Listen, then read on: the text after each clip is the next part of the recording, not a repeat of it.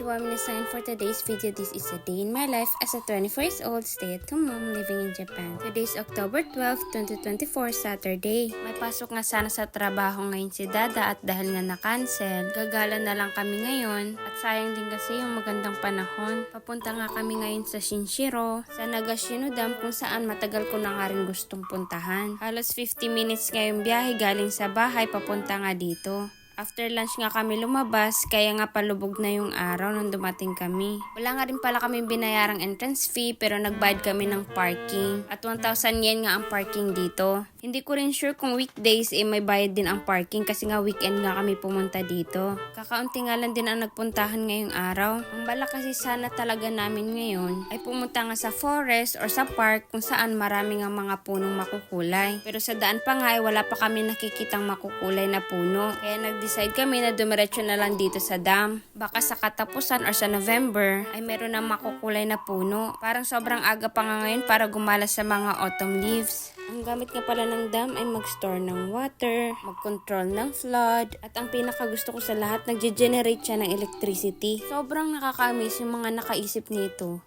Ang talino. Medyo delikado nga lang siya guys, no? Kasi nga matataas yung mga bato. Ang kinagandahan naman, hindi naman siya madulas. Pupunta nga kami dito sa kabilang dulo para dito tumambay at gusto kasi ni Dada makita sa malapitan. Dito na nga lang din muna kami nagpalipas ng oras. Nagkwentuhan muna kami about nga dito sa dam. Kasi nga amaze na amaze nga ako dito. At in-explain niya nga din sa akin kung paano nag-generate ng electricity ang dam. Hindi na nga rin pala kami masyado nagtagal dito tumambay. At dahil nga maambon, katagalan ay nababasa na nga kami. Balak na nga rin pala namin daanan ngayon yung park na gusto nga namin puntahan dito. Meron nga din palang malawak na fish pond malapit sa dam. Galing dito, 3 minutes nga lang din yung biyahe papunta sa park. At nagsisimula pa lang yung mga puno na magkulay red. At for sure, mga katapusan pa nga to magre-red lahat. At yung iba naman magkulay orange at yellow. Inikot na nga rin namin yung lugar para i-check nga kung may mga makukulay na puno. Nagpicture-picture na nga lang din kami dito ni Dada. At inulit nga din namin maglakad dito dahil nga muntik na madapa yung nakasalubong namin kanina.